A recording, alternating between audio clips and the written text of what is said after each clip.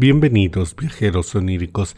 Es tiempo de ver una historia especial del terror, una creepypasta que fue completamente elaborada por mí. Así que, sin más preámbulos, comencemos. Yo soy Charlie Mustaine y bienvenidos a mi pesadilla. El niño estaba caminando por los pasillos de la vieja y ruinosa mansión que en antaño había sido un pequeño paraíso, en tiempos que ahora se antojaban remotos. Cuando su padre aún era joven, decenas de sirvientes se movían por la casa atendiendo a la familia, mientras el señor de la mansión estaba muy ocupado teniendo reuniones con decenas de comerciantes y altos señores de la región. Pero eso había sido en el pasado. El abuelo del niño había muerto aún joven, dejando al padre del pequeño incapaz de encargarse de los negocios familiares que quedaron a cargo de sus tías. Estas, como era de esperarse, habían mal administrado hasta el último centavo, perdiendo casi toda la fortuna familiar. Ya no quedaban sirvientes en la casa. Del viejo negocio familiar solo había recuerdos y la pequeña fortuna de la familia había menguado tanto que ahora era solo un mínimo ahorro. A todo esto no le había ayudado en nada el excesivo interés del padre del niño en las artes oscuras, pues había invertido una cantidad más que obscena de dinero en el aprendizaje y posterior aplicación de la hechicería, pero sin ningún resultado que hubiera podido generar ingresos para la familia. Ahora la antigua mansión estaba siempre a oscuras. El viento se filtraba por algunas ventanas rotas dejando entrar el frío. El silencio era tan absoluto en algunas partes que el niño se sobresaltaba cuando oía un ruido fuerte. Lo peor de todo era el olor a carne putrefacta. Este se limitaba al subsuelo de la mansión, pero poco a poco había empezado a filtrarse al piso superior. El pequeño ahora deambulaba por los pasillos. En otros años su mamá había estado con él o con alguno de sus hermanos, pero en últimas fechas había preferido explorar por sí mismo la mansión. Esta era lo suficientemente grande para que aún ahora pudiera fascinarse con los grandes cuartos llenos de fascinantes objetos que ahora solo se dedicaban a recoger polvo. Hace algunas semanas había encontrado un pasadizo secreto en una vieja habitación del primer piso. Esta estaba casi intacta. En su interior había una vieja cama con un elegante dosel dorado. Los muebles refinados y afeminados mostraban que en algún tiempo pasado esta debió ser la habitación de una mujer. Le gustaba ir a esa habitación. Sus hermanos y sus padres no la conocían o no les interesaba entrar a ella, por lo que podía convertirse en una especie de refugio. Pero en los últimos días el olor a carne podrida empezó a filtrarse. Era extraño, ya que ahí el olor era más fuerte que en otras habitaciones. El pequeño buscó la fuente del olor pensando que quizás un ratón hubiera muerto detrás de un viejo mueble. No le fue difícil darse cuenta de que el olor provenía del interior de un viejo armario. Sacó toda la vieja ropa de mujer y revistió durante un largo rato, hasta que notó que una de las maderas de la parte trasera estaba suelta. Le daba miedo quitarla, ya que quizás rompiera todo el armario, y si su papá descubría que rompió algo valioso, iba a enojarse mucho. Pero tras meditarlo se dio cuenta de que esto no era posible. No recordaba siquiera haber visto a su papá cerca de esa habitación, así que desprendió la vieja madera, la cual se rompió de un solo tirón. Esto no provocó nada, así que repitió el proceso hasta haber roto toda la pared del interior del armario. Detrás no había una pared, había un pequeño pasadizo que al niño le recordó una cueva sin fin en una historia de algún cuento. Y los monstruos viven en cuevas, se dijo a sí mismo. El miedo le invadía, el olor ahora era más penetrante. Lo más sensato que podía haber hecho era irse, decirle a su papá lo que encontró, aunque eso lo hiciera enojar. Sin embargo, pensó también que era mejor permanecer en silencio total, haciendo de cuenta que nada pasaba y elegir otra de las habitaciones vacías para hacerla su guarida. Pero el olor, a pesar de su repugnancia, despertaba un deseo de aventura, su deseo de resolver un misterio. ¿Qué podía pasarle? Estaba en su propia casa, estaba seguro de que no había un monstruo escondido en su casa. Eso no podía ser. No había nada malo que le pudiera pasar. Sin darse cuenta, dio un paso al frente y se internó en la oscuridad del pasadizo. Solo dio un par de pasos antes de resbalar, pero logró poner ambas manos en la pared para evitar caer. El camino no era recto, era una rampa en la que por suerte había dejado un barandal de madera para sostenerse. El pequeño siguió bajando más y más, lo hacía despacio, sin soltarse del barandal. Una parte suya quería darse la vuelta, pero la otra quería ver qué había al final, aunque para ese momento ya no podía ver siquiera debido a la oscuridad.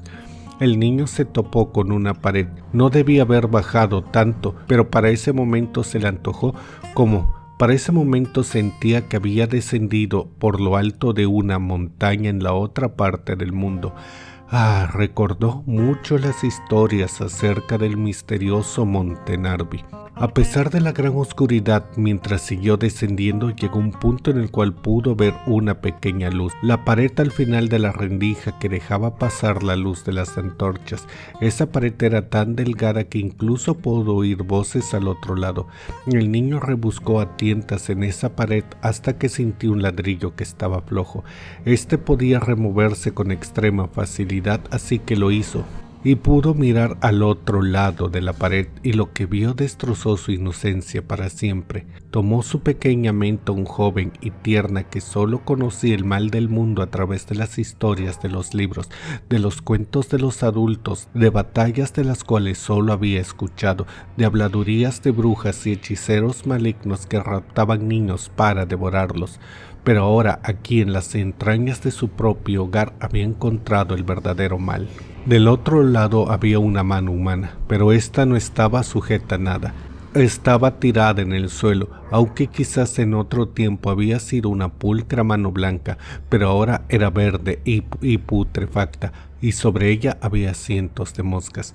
No era la única parte humana ahí, había al menos otras 4 manos, varios pares de pies y varias cabezas, todas putrefactas, y de las cuales emanaba el pestilente aroma podrido que ahora se antojaba tan intenso que el pobre niño vomitó todo lo que tenía en su estómago. La comida y el líquido salieron con una fuerza gigantesca de sus entrañas, lastimándole la garganta, y no pudo parar de vomitar.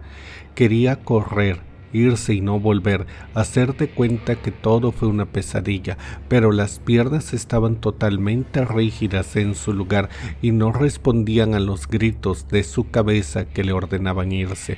De pronto, más sonidos provenientes del otro lado de la pared le hicieron regresar la vista a la pesadilla. No solo había pedazos de cuerpos, los dueños de la carne putrefacta estaban ahí. Sobre una cama de madera estaba lo que en antaño fue una mujer.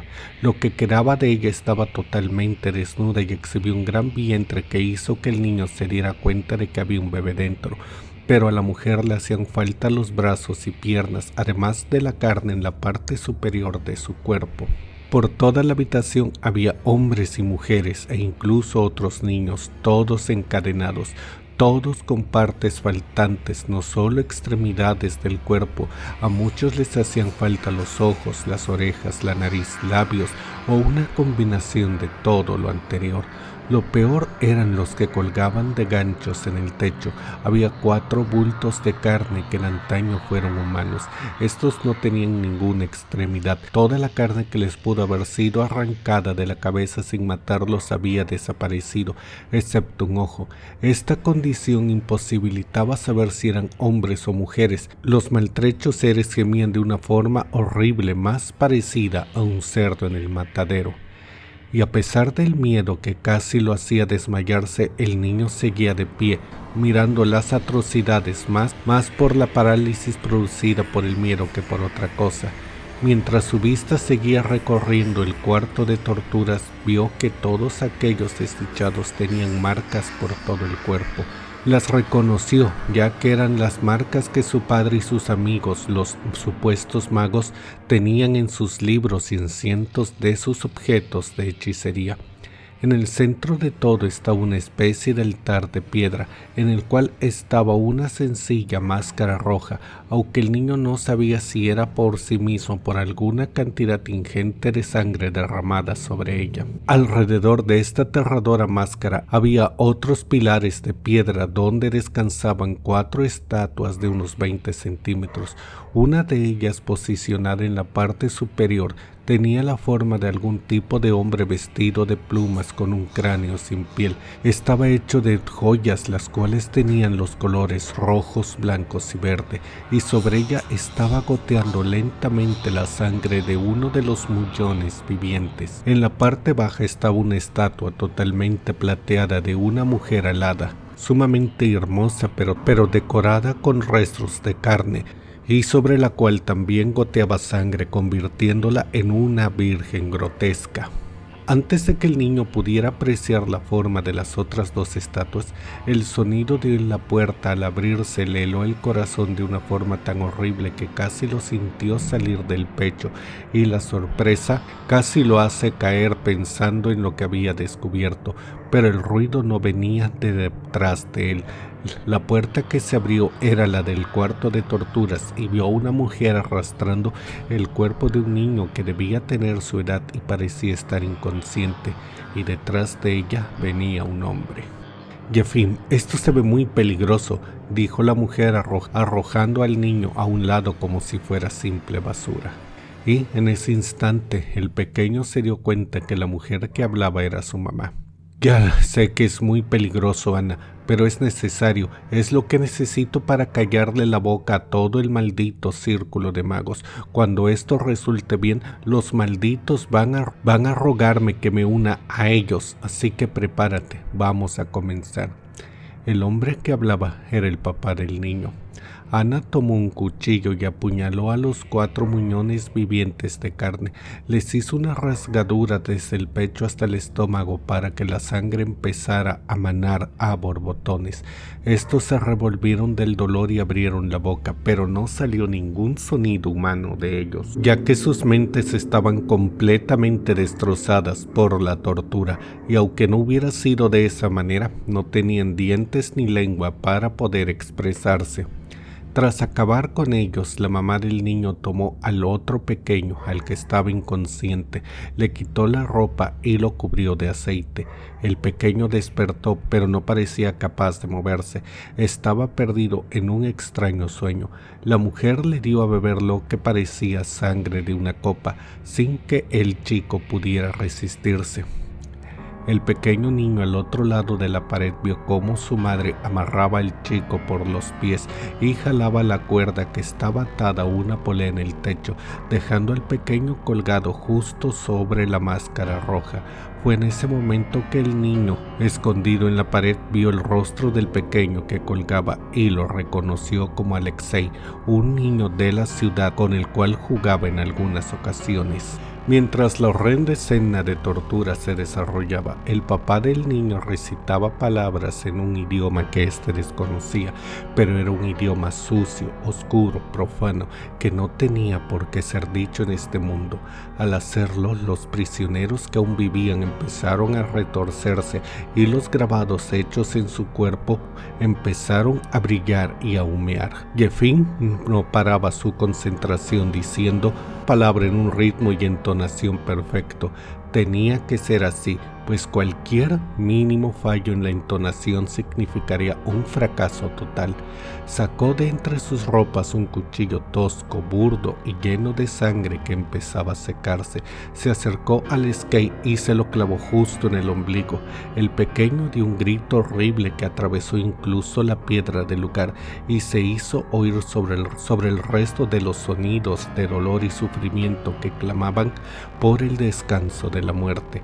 El cuchillo se movió hacia abajo, abriendo el torso del pequeño, provocando una enfermiza marea de sangre que escurría hacia la máscara. Jefim tomó las costillas de Alexei y tiró de ellas, fracturándolas y sacándolas de su lugar, revelando los órganos del pequeño y dando la grotesca forma de alas bañadas de sangre. Las palabras de Jeffain se hacían sonar sobre los gritos de todo el lugar, y pronto todas las voces de los condenados hablaron al mismo tiempo que el mago, incluso el pequeño Aleskei, que a pesar de que su corazón estaba expuesto y visible, seguía vivo por el poder de la oscura hechicería, y ahora hablaba en el mismo idioma profano que todos en la habitación. El ritual siguió. El niño no supo si fue por 1 minuto o por 1 hora, ya que estaba totalmente perdido en sus pensamientos. Su cordura había sido completamente destruida y era casi un cascarón vacío que seguía observando el grotesco espectáculo. De la nada, y sobre la máscara roja, una sombra con un hilo apareció de la nada, y ésta se fue agarrando, formando un círculo negro irregular sobre el lugar. El discurso de Jeffain continuó sin parar, mientras Ana le prendía fuego a los cuerpos de los condenados cubiertos en aceite. El círculo creció sin control y, de ser apenas más grande que una ventana, fue creciendo y creciendo hasta que ocupaba la mayor parte de la habitación. Un círculo de luz dorada rodeó al agujero negro. El niño vio en el interior de ese portal. Había sombras, miles de ellas, de formas que la mente humana no podría siquiera alcanzar a imaginar. Todas estaban devorando lo que parecían los restos de cuerpos humanos, devorando su carne hasta sus huesos, pero la carne volvía a crecer y el proceso se repetía en un ciclo infinito. Todos estaban devorando lo que parecía ser el resto de un cuerpo humano, devorando su carne hasta los huesos, pero la carne volvía a crecer y el proceso se repetía en un ciclo infinito. Una explosión sucedió y entonces un tentáculo salió del agujero negro y alcanzó allí el film, aprisionándolo con una fuerza tan bestial que los huesos del hechicero se partieron al instante y este quedó doblado en una posición antinatural y horrenda, más allá de lo que la mayoría de los mortales podría imaginar. Un segundo tentáculo salió del oscuro portal y tomó a Ana, reteniéndolo por completo. El tentáculo entró en la boca de la mujer, reventándole la parte inferior de la cabeza, haciendo volar sus dientes y su lengua por toda la habitación. Un tentáculo más salió y tomó a uno de los prisioneros y los pedazos de carne.